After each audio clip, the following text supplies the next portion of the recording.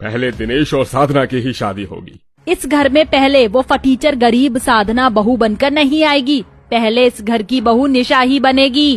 क्या क्या जबरदस्ती है क्या? पहले दिनेश और मेरे दोस्त की बेटी साधना की ही शादी होगी। बिल्कुल नहीं, पहले रमेश और मेरी दोस्त की बेटी निशा की शादी होगी। अब इस बात को लेकर दोनों पति पत्नी राधिका और राकेश के बीच जम के बहस छिड़ जाती है। ये देखकर राधिका की सास शांति देवी, उसके 2 बेटे रमेश, दिनेश और 2 बेटियां कविता, साक्षी, ये सब देखकर दंग रह जाते हैं। एक तो उस गरीब साधना को आप हम जैसे अमीरों के घर की बहू बना रहे हैं, ऊपर से अपनी मनमानी भी चला रहे हैं आप।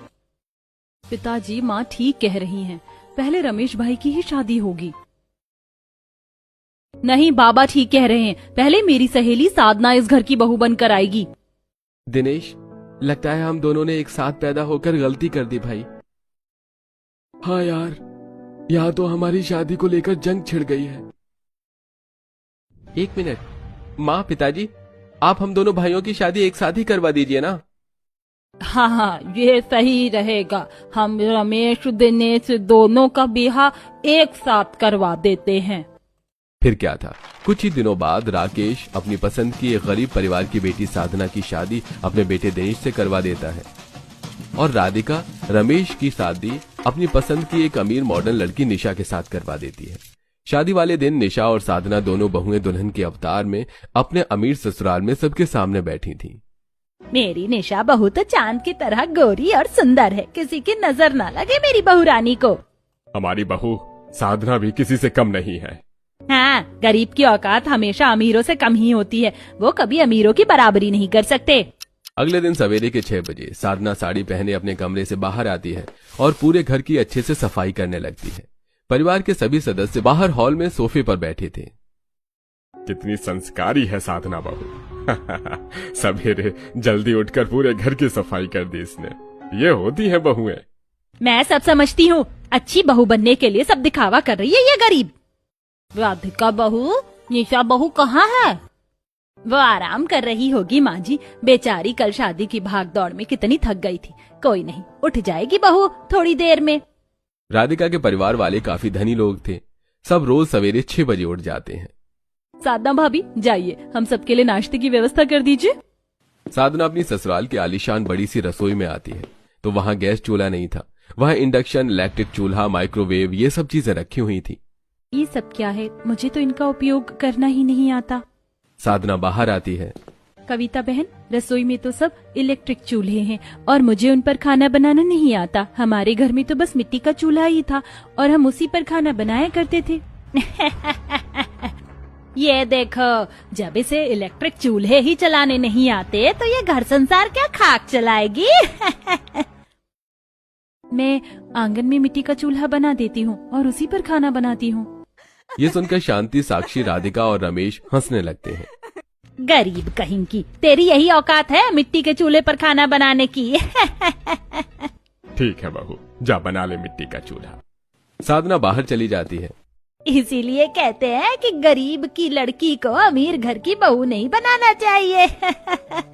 इधर राधिका आंगन में बने एक झोपड़ी जैसे रूम में मिट्टी का चूल्हा बना लेती है और रसोई से सारा राशन ले जाकर उस रूम में जमा देती है और चूल्हे पर चाय नाश्ते की व्यवस्था करने लगती है। थोड़े समय बाद साधना चाय पराठे लेकर घर में आती है और डाइनिंग टेबल पर रख देती है। क्या बात है भाभी, गर्मा गर्म पराठे, आहा। राकेश, कविता, दिनेश ये तीनों डाइनिंग टेबल पर बैठे थे और राधिका, शांति, रमेश, साक्षी ये चारों सोफे पर बैठे थे। दादी माँ, माँ जी आइए, आप सब भी चाय नाश्ता कीजिए। हमें नहीं खाना तेरे हाथ का बना नाश्ता। गंदे मिट्टी के चूल्हे पर पता नहीं कैसे बनाई तू चाय नाश्ता। साधना एक गरीब परिवार से है और निशा काफी धनी परिवार से। तभी राकेश और सब चाय नाश्ता करने लगते हैं। वाह साधना, क्या बढ़िया चाय और मजेदार पराठे बनाए हैं तुमने। मजा आ गया आज तो नाश्ता करके। सच में बहू, बहुत ही अच्छी चाय बनाई है तूने। राधिका बहू, निशा बहू कब आएगी? क्या सारा दिन सोते ही रहेगी क्या वो? तीनों मजे से चाय नाश्ता कर रहे थे। थोड़े समय बाद निशा अपने कमरे से बाहर आती है। निशा ने मॉडर्न कपड़े पहने हुए थे। निशा बहू, जा हम सबके लिए चाय नाश्ते की व्यवस्था कर दे। पर सासू मॉम, मुझे पार्लर जाना है। मैं रोज सवेरे अपना मेकअप करने पार्लर जाती हूँ। बहू पार्लर छोड़, पहले जाकर चाय नाश्ता लेकर आ, मुझे अपनी दवाई लेनी है। निशा रसोई में आती है। यार ये ससुराल भी ना बड़ी अजीब चीज होती है। अब कहाँ चाय नाश्ता बनाने में इतना टाइम वेस्ट करूँ। एक काम करती हूँ, मैं इंस्टेंट टी प्रीमिक्स पाउच लेकर आ जाती हूँ और नाश्ते में समोसे कचौरी ये ले आती हूँ। कम समय में चाय बनकर तैयार। निशा बाहर जाती है और पड़ोस के शॉपिंग मॉल से सारा सामान लेकर घर आती है। रमेश और सब डाइनिंग टेबल पर बैठे थे। तभी निशा 4 कप में गर्म पानी और इंस्टेंट टी प्रीमिक्स के पाउच सबको देती है और सबके सामने समोसे रखती है। ये क्या है बहू? दादी माँ, इसे इंस्टेंट टी प्रीमिक्स पाउच कहते हैं। आपको बस इस पाउच को कप में रखे पानी में डुबाना है और 2 मिनट में चाय बनकर तैयार। वाह बहू, तो बड़ी होशियार है। तभी सब पाउच को गर्म पानी में डुबोते हैं, जिसके बाद तुरंत चाय बन जाती है और सब चाय पीने लगते हैं। अरे ये चाय है या कड़वा पानी? बहू, इस चाय में तो जरा भी स्वाद नहीं है। साजू मॉम, ये चाय ना बहुत हेल्दी होती है। इसे आप पहली बार पी रहे हो ना, इसलिए आपको इसका टेस्ट समझ में नहीं आ रहा। अच्छा, मैं पार्लर जा रही हूँ, मुझे बहुत लेट हो रहा है। निशा घर से चली जाती है। माँ, आज का जमाना ना बड़ा फास्ट हो चुका है। निशा भाभी ने 2 मिनट में चाय बना ली। निशा बहू सच में बहुत समझदार है। जैसे तैसे सब समोसे और वो चाय पी लेते हैं। निशा एक मॉडर्न लड़की है और वो हमेशा सारा ध्यान मॉडर्न कपड़े पहनने में, मेकअप करने में ही लगाती थी।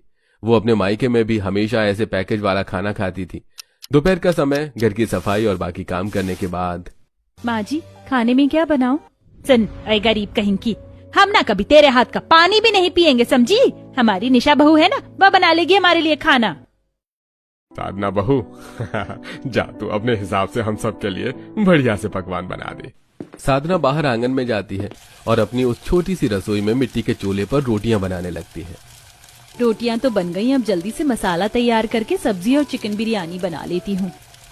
तभी साधना पत्थर के सिलबट्टे पर अपने हाथों से मसाला कूटने लगती है। मसाले में असली स्वाद तो तभी आता है जब उस मसाले को हाथ से पीसा गया हो। साधना उसी अंदाज में खाने की व्यवस्था कर रही थी जैसे उसके गांव में लोग खाना बनाते हैं, जहां स्वाद कीमती मसालों या सामग्री का नहीं होता, बल्कि हाथों के बनाए मसाले और लोगों की मेहनत उस भोजन में स्वाद पैदा करती है। तभी मसाला पीसने के बाद साधना हरी मिर्च को हाथ से पत्थर पर पीसकर हरी मिर्च का पेस्ट बनाती है। इधर निशा बाहर सड़क पर थी। अरे यार, ये रीमा के चक्कर में तो मैं कितना लेट हो गई। अब घर जाकर इतनी जल्दी कैसे बना पाऊंगी मैं खाना? वैसे भी मुझे सही से खाना बनाना ही कहाँ आता है। चलो, मैं होटल से तैयार खाना ले लेती हूँ। तभी नेहा एक हॉस्टल से तैयार चिकन करी, मैगी, नूडल्स, पास्ते के पैकेट ये सब लेकर घर आती है। निशा, कहाँ गई थी तुम? या भूख के मारे दम निकल रहा है हमारा। रास्ते में मुझे मेरी एक फ्रेंड मिल गई थी तो मैं उसी से बातें कर रही थी। कोई नहीं, मैं बस 2 मिनट में खाना लेकर आती हूँ। निशा रसोई में चली जाती है। 2 मिनट में ऐसा क्या बनाने वाली है बहू? माँ जी, निशा बहू ना बहुत ही होशियार है, देखना वो बहुत ही स्वादिष्ट खाना बनाएगी। दिनेश बेटा, साधना बहू से पूछ कर आ कि खाना कब तक बन जाएगा। भूख के मारे हालत खराब हो रही है मेरी। बाबा, अब खाना बनाने में समय तो लगता ही है ना, थोड़ी देर इंतजार कीजिए, साधना भाभी लाती होंगी खाना। राकेश, कविता, दिनेश ये तीनों डाइनिंग टेबल पर शांति देवी, राधिका, रमेश और साक्षी के सामने ही बैठे थे। इधर निशा रसोई में। चलो अब तुरंत ही मैगी, पास्ता और चिकन करी बना लेती हूँ। निशा मैगी का पैकेट खोलकर एक बर्तन में पानी में मैगी डालती है तो वो मैगी 2 मिनट में ही बनकर तैयार हो जाती है। फिर इसी तरह वो पास्ता भी डालती है तो वो भी 2 मिनट में बनकर तैयार हो जाता है। चलो, 2 डिश तैयार हो गई। अब बस पानी में चिकन करी डालती हूँ तो चिकन करी भी 2 मिनट में इंस्टेंट बनकर तैयार हो जाएगी। तभी निशा चिकन करी को गर्म करके उसमें थोड़ा पानी डालकर सारे पकवान लेकर बाहर आती है। निशा बहुत ही आलसी थी। अरे वाह निशा बहू, तूने इतनी जल्दी खाना बना लिया। जी सासू मॉम, इसे इंस्टेंट फूड रेसिपी कहते हैं। 2 मिनट में खाना बनकर तैयार। बहू, ये क्या बनाया है तूने? मैं ऐसा खाना नहीं खाती, तू सब्जी ही बना देती मेरे लिए। दादी माँ, वो क्या है ना, ऑलरेडी इतना लेट हो चुका था और जब पैकेज्ड वाले खाने की इतनी अच्छी सुविधा है तो बेवजह रसोई में घंटों खाना बनाकर टाइम वेस्ट क्यों करना? माँ जी, आज की जनरेशन ना बड़ी होशियार है, हर काम चुटकियों में ही कर देती है। अब नए जमाने के खान पान है, हमें इस बारे में क्या पता। जो भी है अब खाते हैं, बहुत जोरों की भूख लगी है। सब पैकेज्ड खाना खाने लगते हैं तो खाने में जरा भी स्वाद नहीं था। ये कैसा खाना है बहू? कितना मसाला और थिक है ये, जरा भी स्वाद नहीं है इसमें। दादी माँ, ये खाना ना बहुत हेल्दी होता है। ये खाने में भले ही थोड़ा अजीब लगता है पर अच्छा होता है, सब ऐसे ही खाना खाते हैं। दादी माँ, हम ना अमीर लोग हैं और अमीर लोग हमेशा ऐसे ही खान पान खाते हैं। बड़ी समझदार है मेरी बहू। अब बिना स्वाद के भी सब जैसे तैसे वो खाना खाने लगते हैं। इधर साधना अपने हाथों की बनी स्वादिष्ट चिकन बिरयानी, सब्जियां और रोटी लेकर घर में आती है तो उसके हाथ के बने खाने की महक पूरे घर में फैल जाती है। कितनी अच्छी महक आ रही है खाने की। वाह वाह साधना बहू, तूने तो कितना स्वादिष्ट खाना बनाया है। राकेश, कविता और दिनेश तीनों मजे से साधना के हाथ का बना स्वादिष्ट खाना खाने लगते हैं और इधर शांति और सब मुंह टेढ़ा करके निशा का फास्ट फूड खा रहे थे। शाम के 5 बजे शांति अपने कमरे में थी, तभी उसके पेट में दर्द होने लगता है। लगता है बाहर के उस खाने से मेरी एसिडिटी बढ़ गई है। अब बाहर का पैकेट वाला खाना खाने से राधिका को भी तकलीफ होने लगती है, पर वो इस बात पर ज्यादा ध्यान नहीं देती। रात का समय साधना अपनी रसोई में अपने हाथों से दाल, चावल, सब्जी, पूड़ी, पुलाव ये सब बना रही थी, तो वहीं निशा फिर से बाहर का खाना रेडी टू ईट पैकेज्ड वाले भोजन बना रही थी। थोड़े समय बाद निशा होटल की मंगाई सब्जी, रोटी, चूड़ा, नमकीन, पोहा और राइस मंचूरियन ये सब डाइनिंग टेबल पर लाकर रख देती है। बहू, ये कैसा खाना है? ये सूखा सूखा खाना कौन खाता है? दादी माँ, मुझे ना घंटों रसोई में खाना बनाने की आदत नहीं है और वैसे भी ये खाना कम समय में बन जाता है और ये सेहत के लिए अच्छा भी होता है। कोई नहीं माँ जी, अब हमें नए जमाने के खाने के बारे में क्या पता, शायद आज के दौर में सब ऐसा ही खाना खाते होंगे। तभी सब फिर से वो बाहर का खाना खाने लगते हैं। थोड़े समय बाद साधना अपने बनाए पकवान लेकर आती है तो राकेश और सबको साधना के बनाए पकवान खाते देखकर रमेश, शांति देवी का मन ललचाने लगता है। साधना बहू इन सबको कितने स्वादिष्ट पकवान बनाकर खिला रही है और एक निशा बहू है जो पता नहीं हमें क्या क्या खिला रही है। रात का समय। अब बाहर का कम नमक, ज्यादा मिर्च, कड़क मसालेदार खाना खाने से शांति और सबकी हालत खराब हो जाती है। उन्हें उल्टियां होने लगती हैं। अगले दिन दोपहर में निशा फिर से अपने काम को आसान करने के लिए बाहर का खाना मंगाती है और साधना अपने हाथों से स्वादिष्ट खाना बनाती है। राधिका बहू, मुझे ना निशा बहू के ये बेस्वाद पकवान नहीं खाने हैं। मैं साधना बहू के बनाए पकवान खाऊंगी। मैं भी ये खाना नहीं खाऊंगा, बाहर का खाना खाने से मेरी हालत खराब हो रही है। तभी शांति और रमेश दोनों साधना के बनाए ताजे पकवान खाने लगते हैं। निशा बहू, तो दुखी ना हो, तेरे बनाए पकवान ना बहुत अच्छे हैं और हमें पता है ये खाना सेहत के लिए बहुत अच्छा है। ऐसे घर का बना खाना खाने से गैस, एसिडिटी इन सब की समस्या होती है। सही कहा आपने माँ जी, घर का बना ऑयली खाना खाने से न हमें मोटापा और गैस की परेशानियां होती हैं, इसीलिए हमें हमेशा पैकेज्ड वाला हल्का और हेल्दी खाना ही खाना चाहिए। ससुर जी, दादी माँ, आप लोग ना मेरा बनाया खाना ही खाइए, वरना साधना के हाथ का बना ये खाना खाने से आप सबकी हेल्थ खराब हो जाएगी। निशा बहू, तू ना हमारी चिंता मत कर। साधना बहू जो खाना बना रही है वो बहुत अच्छा है। निशा बहू, लंगूर क्या जाने अंगूर का स्वाद, इन्हें समझाकर कोई फायदा नहीं है। अब इसी तरह दिन प्रतिदिन बीतने लगे। साधना हर रोज मिट्टी के चूल्हे पर ताजा और अच्छा खाना बनाकर सबको खिलाने लगी और इधर निशा हर बार जल्दबाजी में काम से बचने के लिए बाहर का पैकेज्ड खाना मंगाकर अपनी सास को खिलाने लगी। अब रोज रोज बाहर का खाना खाने से साक्षी को मोटापा चढ़ने लगता है। उसे रोज रोज पेट दर्द की समस्या, गैस की समस्या सताने लगी। एक शाम राधिका को बहुत ज्यादा उल्टियां हो रही थी। राधिका, तुम्हारी तबीयत बिगड़ती ही जा रही है, चलो हम डॉक्टर को बता देते हैं। नहीं, मुझे नहीं जाना है डॉक्टर के पास। माँ जी, मैं आपको सब्जियों का हेल्दी सूप बना कर देती हूँ, उसे पीकर आपकी उल्टियाँ बंद हो जाएंगी। कोई जरूरत नहीं है माँ जी, मैं पार्लर जा रही हूँ, आते समय आपके लिए मेडिकल शॉप से टैबलेट ले आऊंगी, उसे खाते ही आपकी तबीयत ठीक हो जाएगी। ठीक है बहू।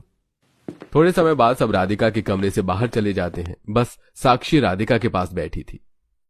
माँ, सच कहूँ तो मुझे भी भाभी के बनाए बाहर के खाने से बहुत तकलीफ हो रही है। मैंने इस डॉक्टर को दिखाया तो उन्होंने कहा कि बाहर का पैकेज वाला खाना रोज रोज खाने से मुझे मोटापा चढ़ चुका है और उसी की वजह से मुझे डायबिटीज भी हो गई है।